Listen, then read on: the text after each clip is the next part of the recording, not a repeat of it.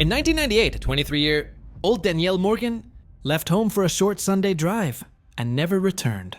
Her black Camaro vanished without a trace, along with every clue to where she'd gone. For 12 years, her disappearance was an unsolved mystery until one dusty, forgotten storage unit was opened.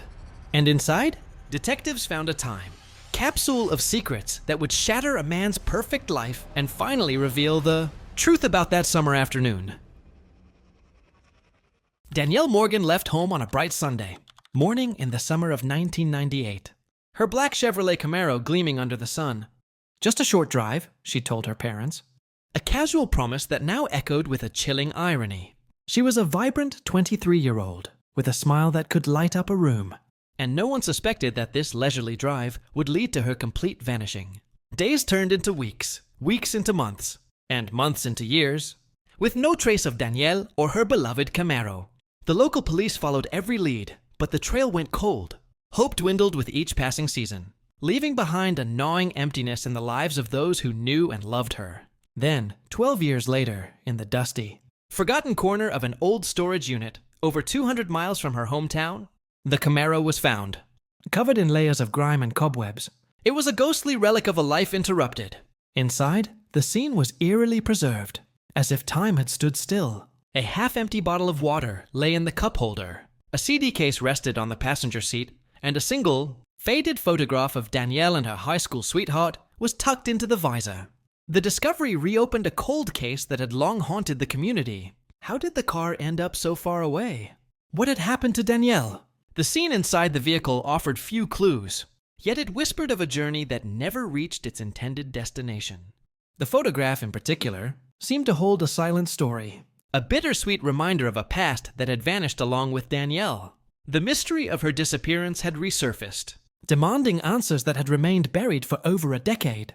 The discovery of the Camaro instantly reignited the cold case, placing it in the hands of Detective Thomas Miller. Miller had been a young patrol officer on the force back in '98 and had felt the frustration of the initial investigation as it fizzled out. Now, seeing the car for the first time, a tomb of dust and secrets, he felt a renewed sense of purpose. Forensics meticulously combed through the vehicle, hoping for a stray fingerprint or a strand of hair. But the results were a dead end. The car had been wiped clean of any foreign traces. The CD case held one of Danielle's favorite albums. But a more interesting clue was missing: her cell phone and purse. It was as if she had left them behind. Or perhaps they had been taken by whomever had stored the car. Miller went to see Danielle's parents, Mr. and Mrs. Morgan. 12 years had not dulled their grief, but the car's discovery had given them a fragile new hope. "She wouldn't just leave us," Mrs. Morgan said, her voice trembling. "She was so close with us." Miller nodded, but he had to ask the difficult questions. Did Danielle have any secrets? Any relationships we didn't know about? Mrs. Morgan sighed, a deep, weary sound. She had a high school boyfriend, Michael. She was crazy about him. They broke up for college, but a week before she disappeared, I saw them together. She said they were just talking. Armed with this new lead, Miller tracked down Michael, who was now a respectable architect living in a neighboring state. He was a married man with 2 children, and the mention of Danielle's name seemed to visibly shake him. "Danielle," he stammered. "I haven't thought about her in years. It was just a high school thing." But Miller pressed on, showing him the photograph found in the car's visor. Smiling Danielle, with her arm around a younger Michael. His composure began to crack. "We had an argument that day," he finally admitted, his voice low. "I was getting engaged. She was upset about it. It was stupid. She drove away, and that was the last I ever saw of her." The photo, it turned out, was not a reminder of a fond past, but a key to an emotional motive. Michael was now a person of interest, and the questions mounted. Did his stupid argument lead to a far more sinister outcome?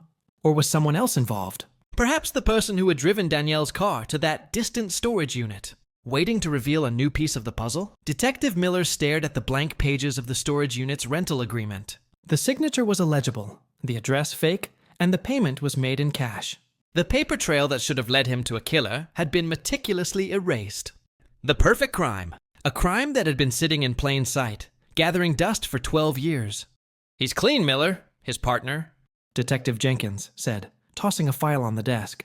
"Michael's alibi holds up. He was at his fiance's family picnic that day. Dozens of witnesses. Miller sighed, running a hand over his tired face. An alibi can be bought, Jenkins, or bent. Michael's story is the only one that makes sense. Still, the alibi was a wall he couldn't climb. Frustrated, Miller decided to try a different angle. He drove back to the storage facility and sought out the owner, a man named Henderson, who had inherited the business from his father. "Who was working here 12 years ago?" Miller asked. "My old man's maintenance guy, Bob," Henderson said with a shrug. He was a strange one, but he had a memory like a steel trap, knew every unit number and every customer by heart. Retired a few years back, Miller tracked down the retired maintenance worker, an elderly man with thick glasses and a sharp mind. He presented him with a handful of photos, including one of Michael. Bob squinted at the image for a long moment. "That's him," he said, tapping the photo. "Came in here one day, real antsy, paid in cash. Rented a unit for a year. He was alone?" Miller asked, his heart beginning to pound. "Far as I could tell," Bob replied. "But what I remember most was his keychain. Looked like a little silver baseball bat." Miller's mind raced. A forgotten detail from the '98 case file suddenly resurfacing. One of Danielle's friends had mentioned a silver baseball bat keychain Michael had received as a gift. It was a unique, specific detail that was never released to the public. It was the first concrete link between Michael and the storage unit. His alibi might have been solid for the day, but what about the night?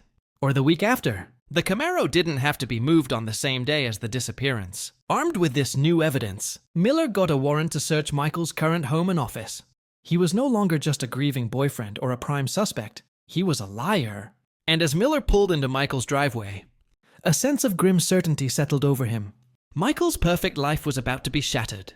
And the truth about what happened to Danielle Morgan was finally within reach. The search of Michael's home yielded little at first. The perfect life he had built was a meticulous fortress, free of any obvious secrets. His office was orderly, his financial records clean, and his digital footprint was scrubbed. Just as Detective Miller was beginning to lose faith, a junior officer pointed to a small, unassuming floor vent in the back of a closet. It wasn't screwed down. Prying it open, they found a small, rusted metal box hidden within the ductwork. Inside, shrouded in a thin layer of dust, were 3 items: a key, a faded receipt, and a small gold locket. The key was a match for a classic car from the '90s, Danielle's Camaro. The receipt was the original, handwritten rental agreement for the storage unit, with the same illegible signature and fake address, but with one critical detail: a single fingerprint. A perfect match to Michael's. The locket, Miller recognized from a photograph of Danielle. It was the one she always wore. A family heirloom. Faced with this overwhelming evidence, Michael's perfect facade crumbled. He confessed, his voice shaking as he spoke a truth he had carried for 12 years. "We were fighting," he began, his eyes fixated on the floor. "She was furious about the engagement. She said she hated me and told me to get out of her life. She drove off and I panicked. I followed her. I just wanted to talk." The fight continued on the road, with Michael tailgating her. She was driving recklessly, tears blurring her vision. When she lost control on a sharp bend, the Camaro skidded off the road, crashing into a deep, secluded ditch. Michael ran to the car, pulling a severely injured Danielle from the wreckage.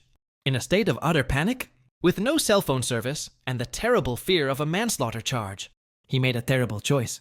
He drove her to a remote location, a place he knew from years of exploring the back roads, and left her with a blanket and a bottle of water, promising to go get help.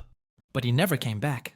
He returned later that night with a tow truck and a friend, moving the Camaro to the storage unit, then paid the friend to keep quiet. He had lived with the secret, the terrible lie that haunted every day of his life.